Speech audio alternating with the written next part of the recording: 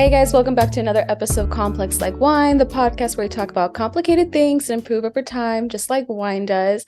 We have our first returning guest. If you guys had watched from season 1, Nick was on there, and him and I talked about depression and a lot of really deep stuff. And so it's been great to watch Nick's journey since then. So we'll kind of do a little recap of what's been going on with Nick and everything, because it's already been almost 2 years since that first episode. I know. So, but So yeah, crazy. But before we get started, of course, we have to talk about we're drinking. So I think it's funny because the last time you were on the podcast, we both had rosés, and this time we both have whites. So That's so funny that you have a white as well. By the way, thank you for having me on. It's an honor to be the first returning guest as well. It's always a pleasure to talk with you. So, but I don't know, we're just on the same wavelength of same we had wavelength. rosés the first time and then whites now this time. But yeah, I have a Mary Edwards Russian River Valley Sauvignon Blanc, it's probably my favorite wine. I don't know if you can see it sort of the blur or everything else, but my favorite wine of all time. And I know that you've tried it as well. And yeah, it's great. Yeah, Nick was so gracious to gift my family and I 2 bottles of that, and it is so good. So I'm a big fan. Right now, I don't have the bottle with me. I should have brought it, but I'm drinking a Chardonnay. If people are familiar with SoCal and Temecula area, I'm a member at a winery called Altisma, and they have a really nice Chardonnay. So that is what I'm having today. That's very nice. Yeah, it's awesome that you're able to work there and then be able to try everything else that kind of comes along with it as well too. Yeah, so the recap on me, I don't think we've talked about this, but yeah, I'm not working at the winery anymore. I'm now a whole different organization, so I do miss the winery. But there's been a lot of stuff with you, lots of traveling, which has been awesome to watch on Instagram.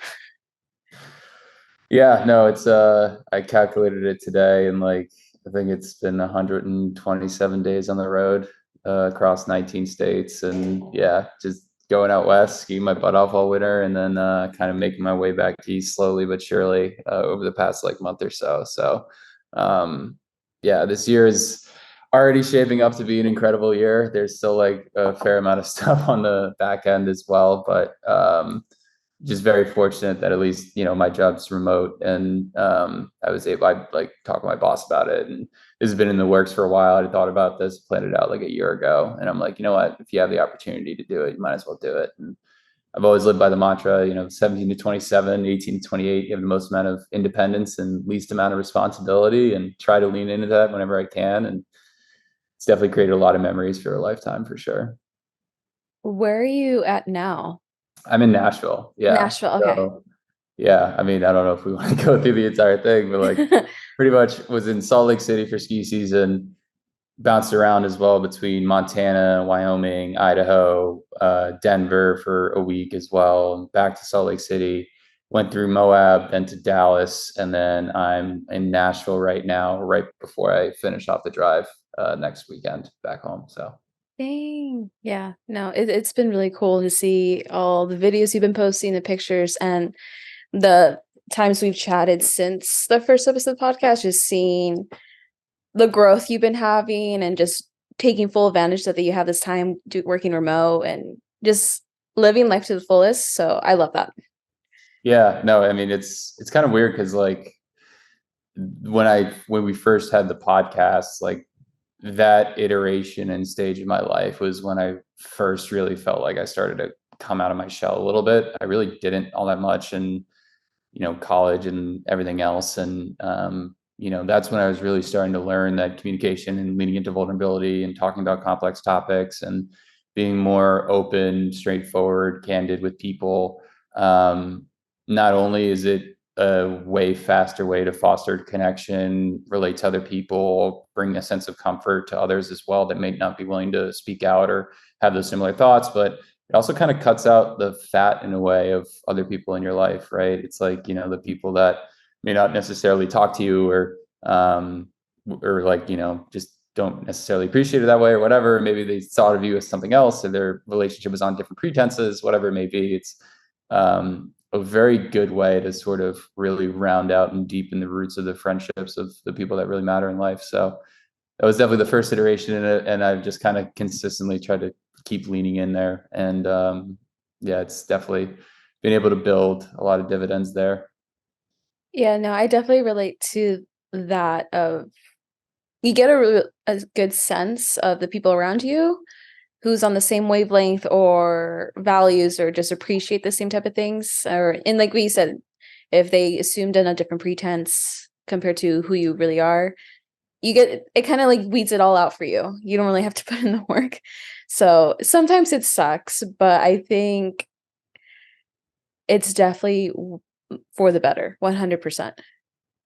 Yeah, and it's definitely unfortunate when there's certain times. I mean, I think a lot of times it's more people have like drifted out of my life more than anything. And, I've kind of drifted out of theirs naturally is how it kind of goes. It's never been like anybody's like, oh my gosh, like, what are you doing? Blah, blah, blah, or anything like that. But yeah, that would take some type of anger to like reach out and specifically tell me like I shouldn't be doing whatever I'm doing. But I think it's a natural evolution though. You change, and something I've definitely been thinking about a lot lately is like your entire desires and hopes and dreams and everything else change. I was actually reading The Psychology of Money today by Morgan Housel. He's a writer that I really look up to seriously, and even he centers a lot of these topics around money, but it's really a wisdom book, honestly, hidden behind the subject matter of finance and personal wealth. And one thing he brings up a lot of the time is that like people change significantly throughout the course of your life. I forget what the exact law or theory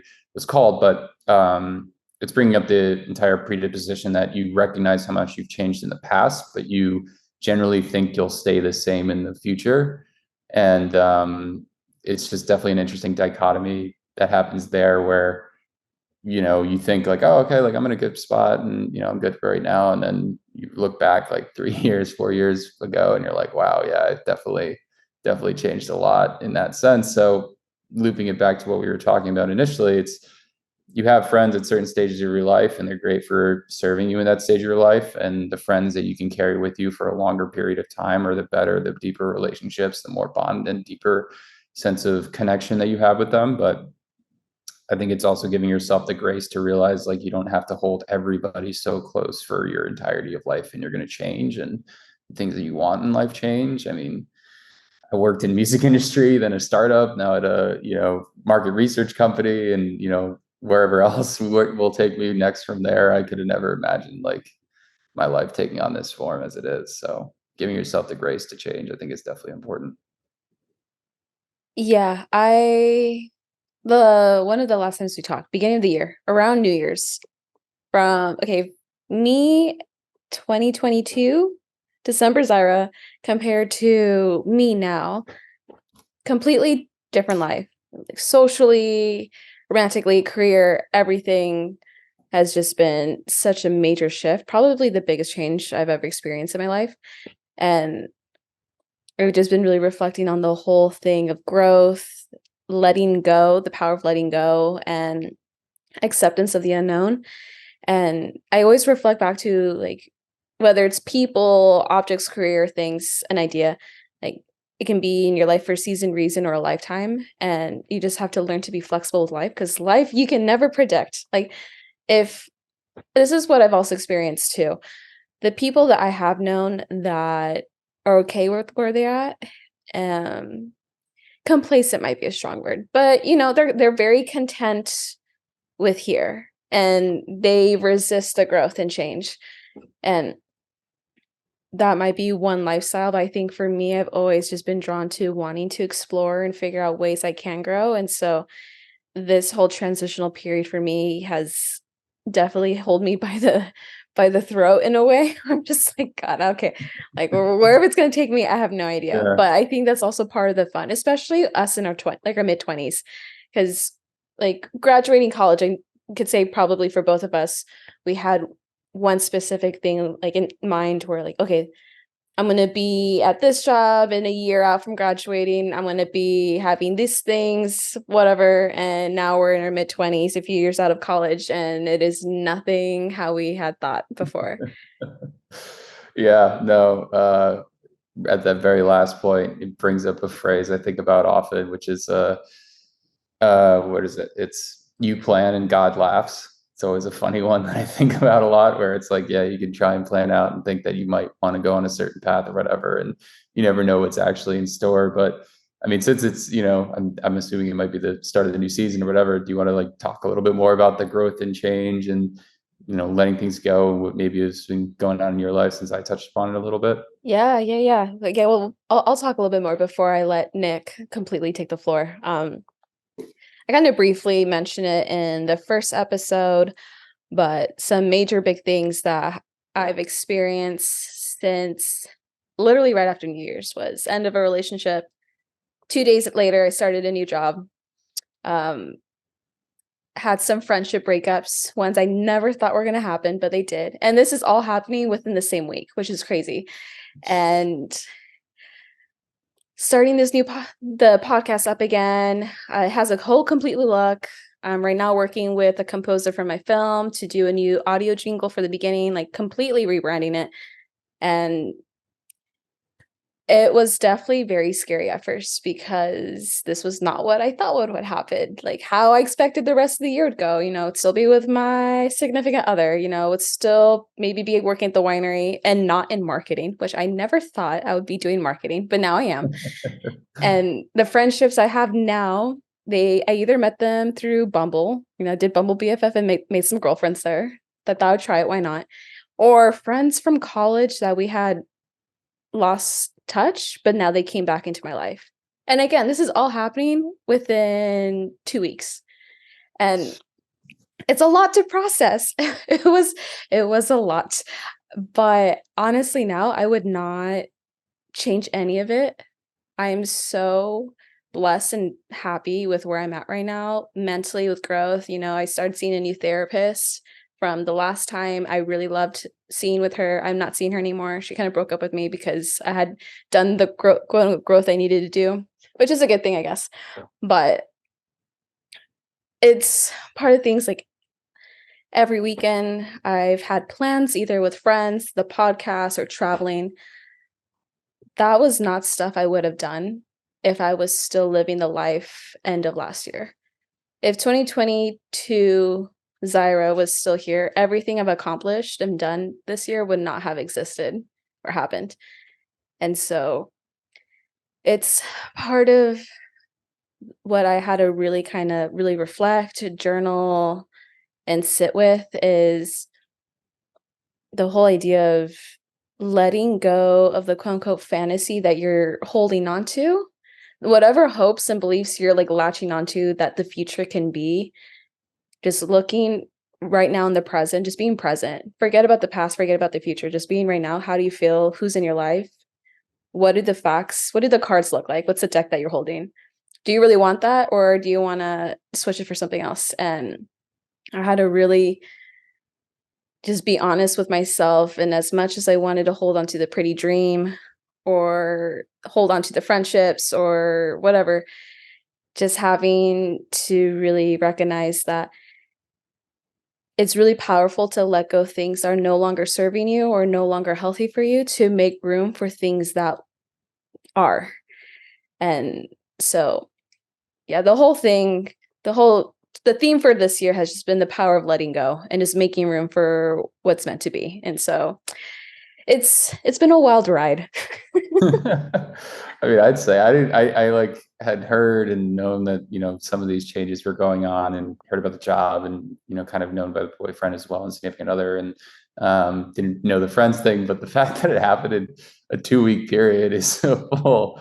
That's really a whirlwind to have to deal with all in a very, very short period of time. But it's good. And I mean, being able to take that perspective and realize the theme for the year of letting go, and there's going to be other stuff that occupies that space, and you sort of need to shed older versions of yourself and then bring in new ones as well, because that's the only way that you can get a little bit more in tune with who you feel like your genuine self is right now. um, I think getting back to what I was saying earlier is that, like, you're always going to be constantly changing your desires, your hopes, your dreams, your aspirations, the way that you want to live your life. It'll change. You want to do one thing, and then you'll do that thing and you'll get a good experience out of it. But then your brain will just want something else because that's how it naturally works. There was a quote again. If you can't tell, I love Morgan Housel as a writer. He's one of my like idols as a writer that I hope to aspire to be one day. But he had an article about like writing about, everything that you can't have pretty much, and understanding that your brain works in the way where you always constantly want something that you don't have. And it plays into sort of the evolution and growth of what you are, right? You get to a certain stage, and so much of the journey up there is the path. But then once you're actually at the mountaintop, or you made the change, or you did whatever you wanted to do, then you settle in for a bit. And then it's like, okay, I've enjoyed this time. I've enjoyed this experience. You're at the very initial stage of it based off of what it sounds like, but enjoying that, and then living in that for a bit, and then taking again the moment of self-reflection, introspection. All right, then how do I adjust and then pivot from here? It's kind of a never-ending cycle in that way. But it's awesome to hear that you were welcoming of that, because there's definitely so many people that I know that I kind of call it just getting floated down the lazy river of life, where you're just sort of put on a path based on the people you grew up with, the guys you meet, your significant others, your romantic interests, the career path that sort of gets presented to you. And you're like, you try and think it's a sense of resiliency to be like, okay, this is fine. It could be worse, could be in an impoverished area of Africa or something like that. And there's, no discredit to them, don't get me wrong, but it's the lack of willingness to go a little bit deeper, to dig a little bit more, to understand what needs to get cut out and what needs to get let go, like you mentioned. And that allows the opportunity for more things, more fresh things, new things that feel exciting and more true to yourself into your life. Yeah, I think that connects to vulnerability and just being vulnerable to change and wanting to, maybe not wanting, but just accepting that it happens. Because I think with people that are scared of vulnerability, there's a sense of control that they need to have. And so I think that really translates into everything else in your life. And especially for us in our 20s, this is something I've heard as well. And tell me if you've heard this or you relate to it.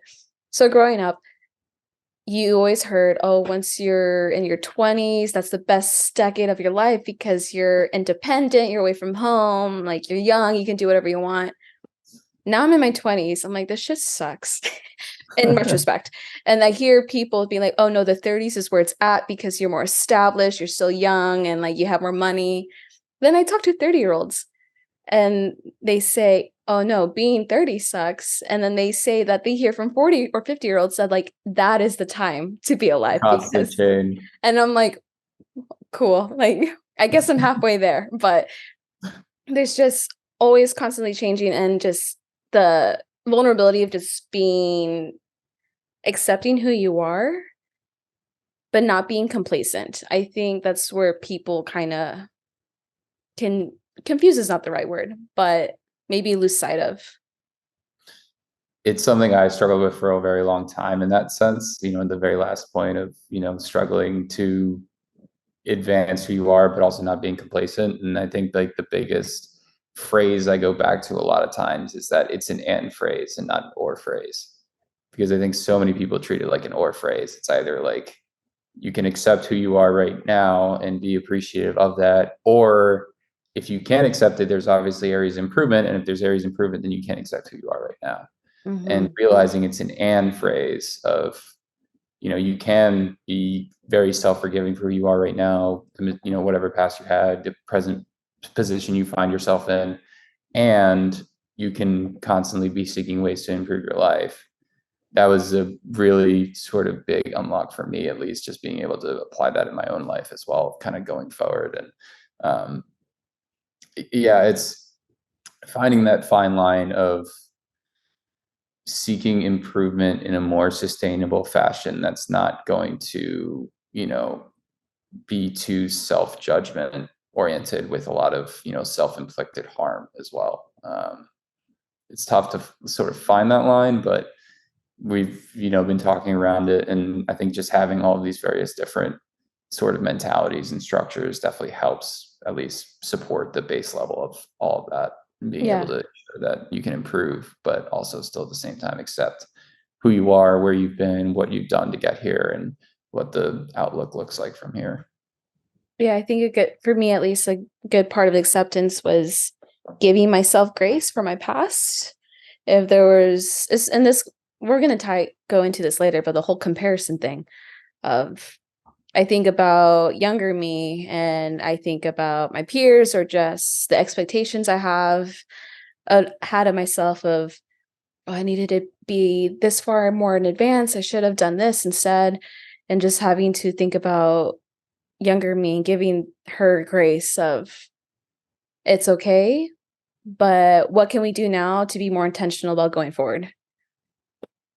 Right, right. No, yeah, I'm it's just definitely the same sort of situation for me. I mean, I remember being so hard on myself pretty much all throughout high school, and frankly for the majority of college as well too, where you just constantly sort of cherry pick the people around you and say like, oh, this person's better at this and that person's better at that, and you're reflecting that against your own self. And it's especially worse when you're doing it when you feel like it's equal, quote unquote, playing terms or levels, where it's like, okay, they came from the same socioeconomic background, they're generally of the same level of mental acuity as I am, physical acuity, all that other type of stuff, and you try and like draw those equations and lines. I think it's the way I've been able to detract it a little bit is just like kind of putting blinders on, and one, realizing first off, it's an and phrase, not an or phrase. It's the, okay, I can accept who I am today, accept the progress that I made, the person that I am, that, that I've evolved to over this point, between my natural inclinations and nurtured inclinations as well. And then also still seeking improvement and giving yourself sort of that baseline to start of, okay, I am who I am, I accept who I am, but I can also improve. And how can I improve? And then the other side of it too, which I've learned, which is I think the more that you do the introspective work to understand what gives you joy and sort of that internal motivation and fire, and the that really like engine that makes you go, and the things in your life that bring the best out of you, if you put blinders on to sort of focus on those things, and they're going to change throughout the seasons of life, like we mentioned earlier, where you're constantly going to change and the things that you like change and everything else. If you're just focusing on those things in that process, whenever you're caught in the comparison trap, kind of, you then sort of all of that comparison noise in your head bleeds out from that. Because if you're living sort of to the best version of yourself right now by engaging in the activities that make you feel like the most you, then you're not going to be worried about what that person's making, or how that guy got that girl, or how this person has that car, or whatever sort of comparison thing you're dealing with right now, because you're satisfied with the life as who you are. So Mm-hmm. that certainly has been a big thing for me along my travels and everything else. I still like get caught in it, and it's literally a goal of mine for this entire year is to like rein in my comparison. It's one of the things I track in my habit every single day. Is that, did I compare myself to other people today or not? Yes or no. If I didn't, that's a green. And even if I did I rein it in? Did I stop it before it like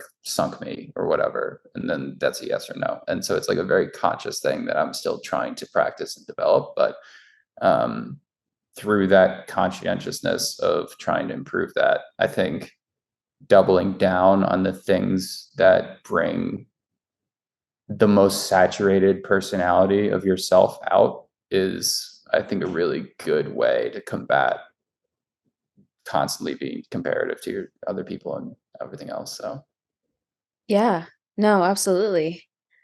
I guess this kind of ties into, you mentioned like your goals and what you've been doing this year.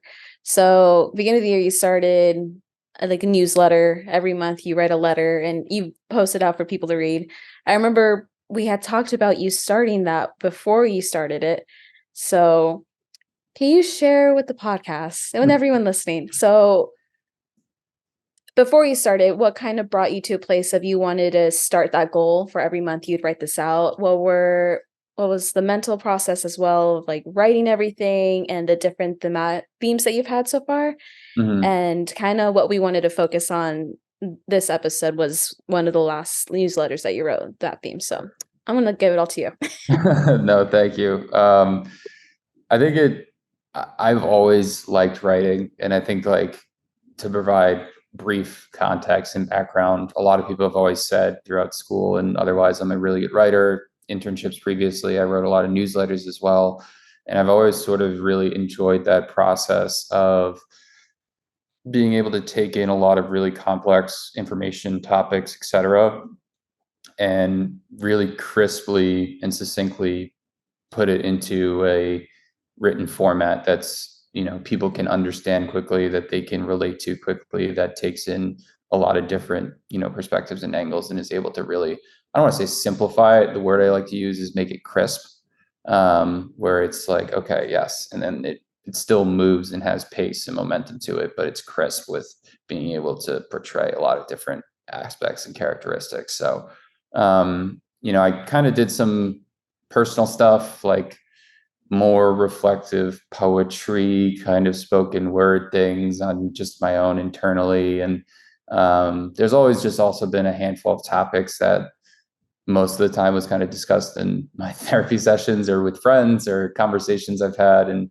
I've always really appreciated those conversations, like the one that we're having right now, where you get a chance to dive deep on a lot of different facets of life and strategies and structures to be able to handle a lot of the mental pitfalls that we all fall into from time to time. And through that, it really started as just like this past year, I started tracking just like my habits very consistently. So that was like my first post, was just, hey, here's my year in review. These are what's improved. This is what hasn't.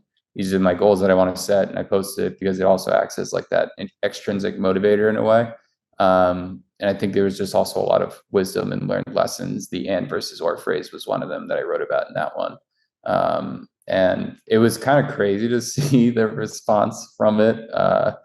Like, I mostly, my main quote unquote, like audience, I don't want to get too crazy into it, but, it's the most active platform is Instagram for me. And, I usually get like 200, 300 views on a story or whatever. And that one got like 550 or something crazy like that. And, yeah, so and I had a bunch of people reach out and a bunch of people like really encouraging of it. And I was like, so I guess I might have something here, I guess. I don't know. So then I wrote the next one about like, finding love in your 20s and the trials and tribulations that go along with that. And pretty much the main gist of it that I sort of have learned, I guess over the past couple of months, is like, one, is it been a topic that has been bouncing around in my own mind for a while, and I can offer a perspective to reframe it in a particular way.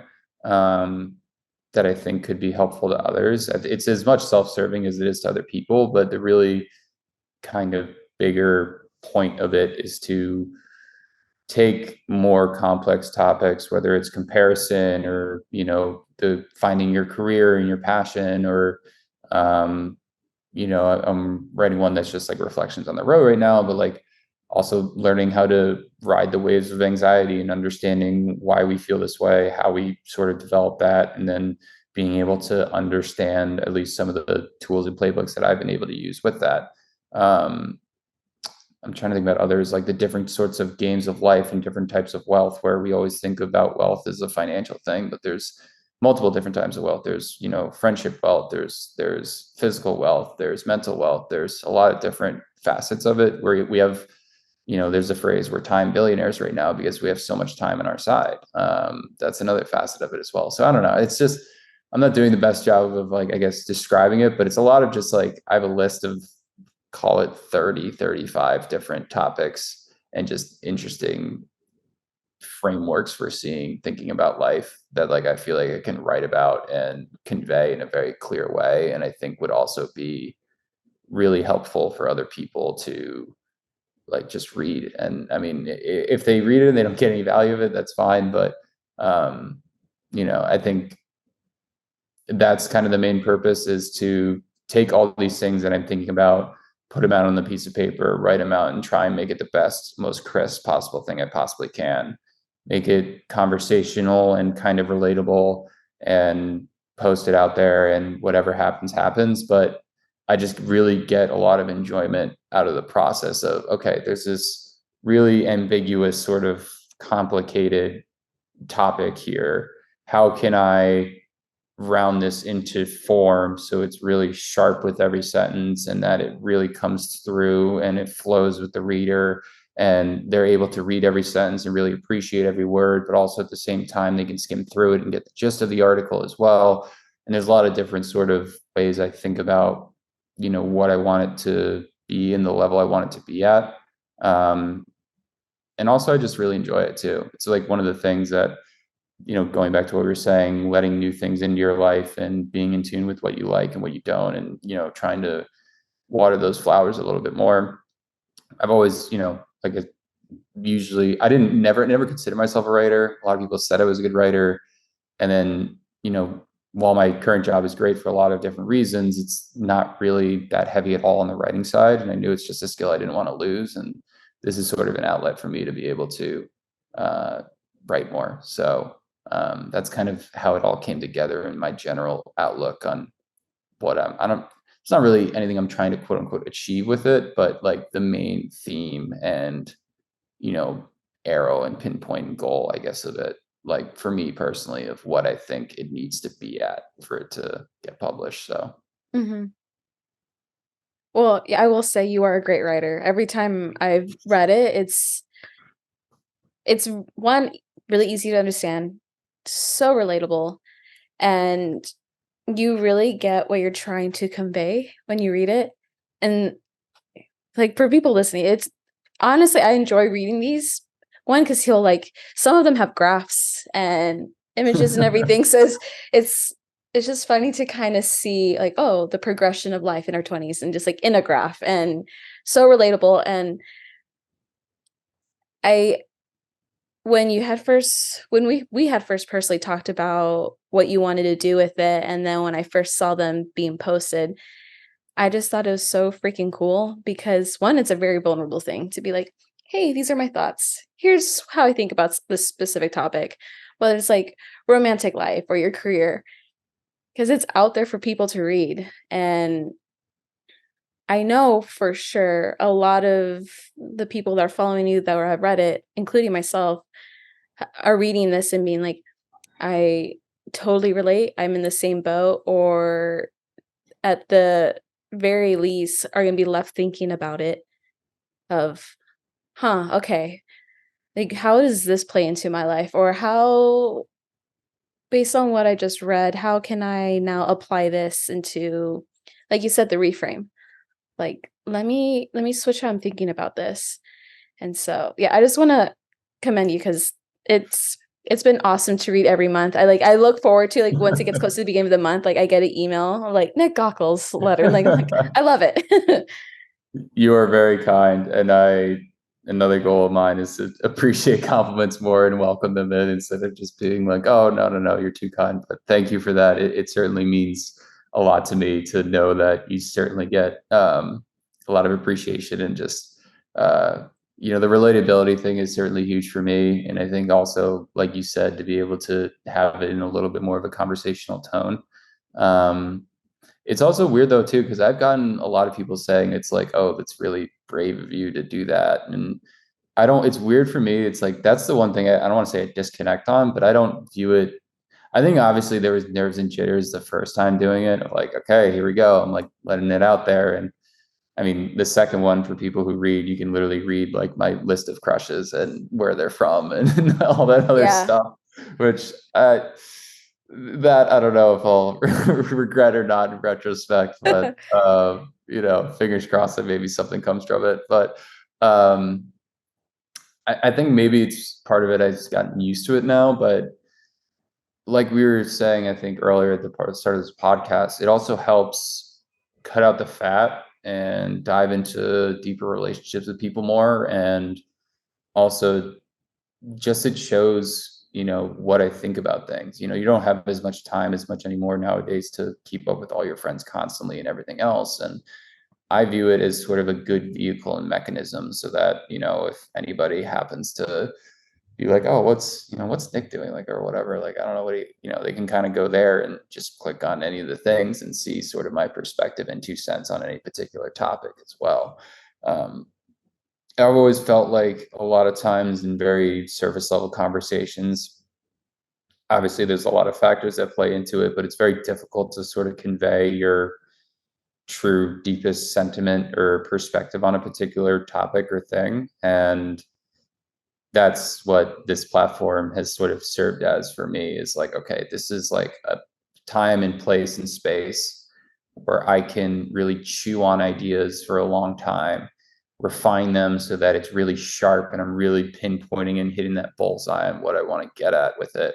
And then it's just there. And, I'm obviously welcome to change. I'm sure, like, in 5 or 7 years, I might look back on these and be like, what was I thinking on that one, or whatever it may be. But at least for the right now, the here and now, it's a place to sort of welcome that. And um, I think I probably was, I definitely was a little nervous at first, but seeing sort of the response from it has certainly eased that nervousness and worry of like, oh, I'm letting my thoughts out there, or whatever.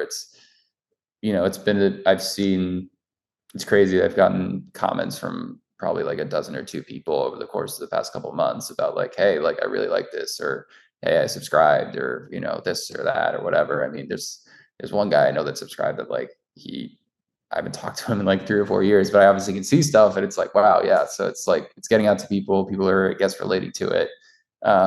They're really enjoying it, and that's a really good added bonus, because a lot of this is frankly selfish in a way for me to be able to be like, all right, I'm thinking about these things. I want to get them out on the page. I want to engage in the process of writing. I want to grow confidence in my voice.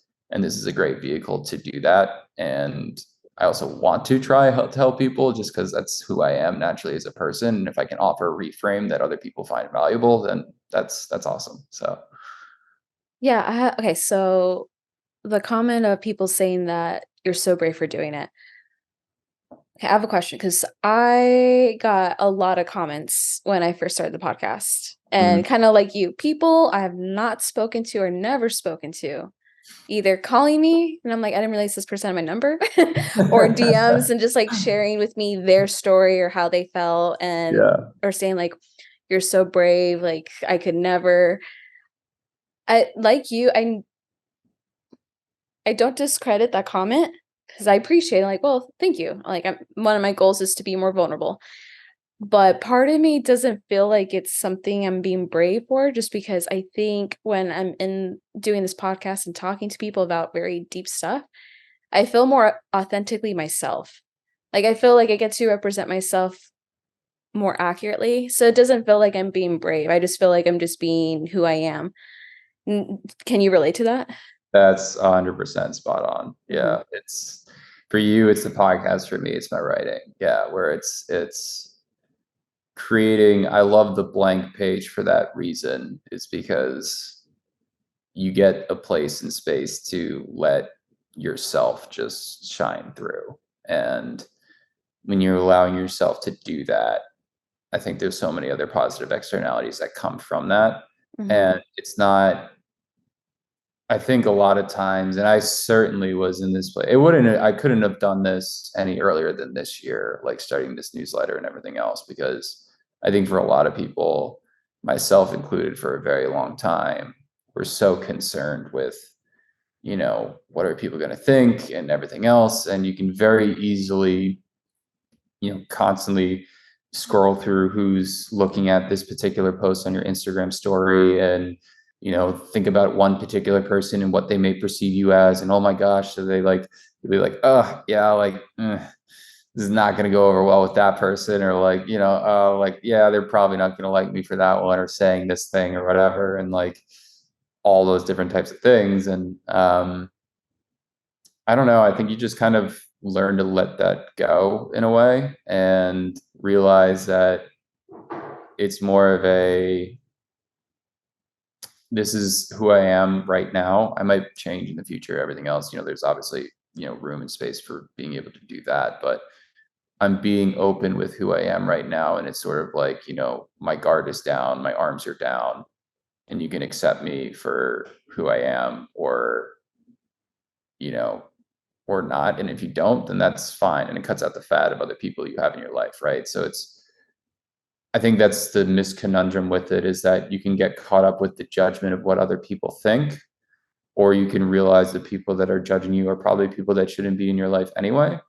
Or there's also a valid argument of like, okay, if it's a close friend and it's a serious concern, then obviously you can have a conversation with them about, whatever it is. But, I've never had that happen. I'm sure you've never had that happen either. Mhm. And it's like, okay, if people are going to judge me, oh my gosh, like this person's doing that or whatever. And I think that's what prevents a lot of people from, being observers versus being creators, I guess, where they're able to create a space for them to express themselves.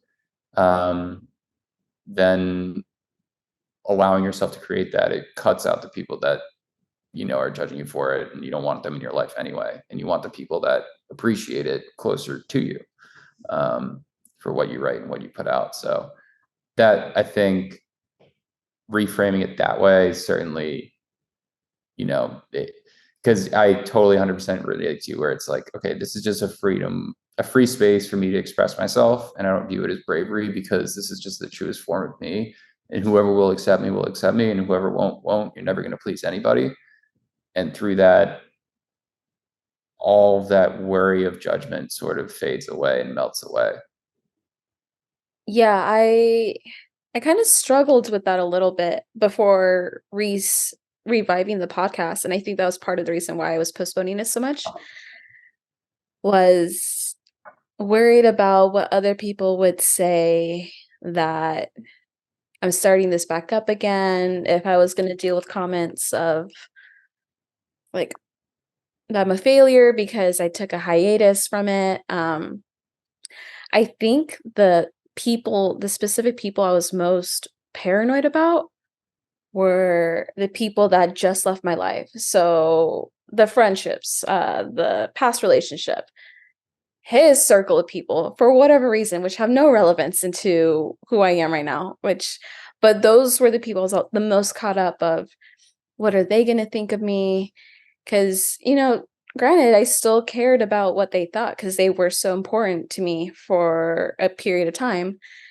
And like you said, just having to realize, like, well, they're not in my life anymore for a reason, or other people that might think of something negative about it, they probably shouldn't be in my life for a reason anyway. And the close people in my life, or even the people that only follow me on Instagram or whatever, that have checked in and reached out asking, when's the podcast going to come back, or can you please bring it back up again? We miss it. I was like, yeah, those are the opinions that I should care about, if any. Like, those are the people that I should be wrapping up my energy around, not the ones that are now irrelevant or are not supportive, or the ones that are negative about what I'm doing for whatever reason it may be. So yeah, I like that you brought it up because it's a really good point. It definitely is. And I mean, I think it certainly helps get you over at least the initial hurdle of starting it up. And there's a, thing you said in there about, oh, people might see it as a failure in that way. And it's like, for starting it back up. But how is it a failure if you get joy out of it?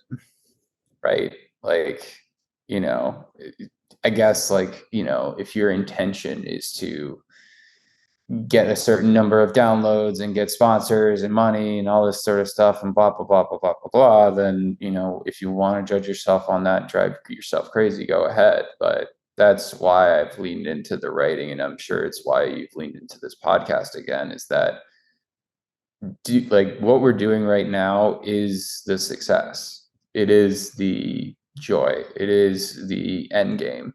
um it's not about the metrics and the comments and all that other type of stuff. Is gravy, really.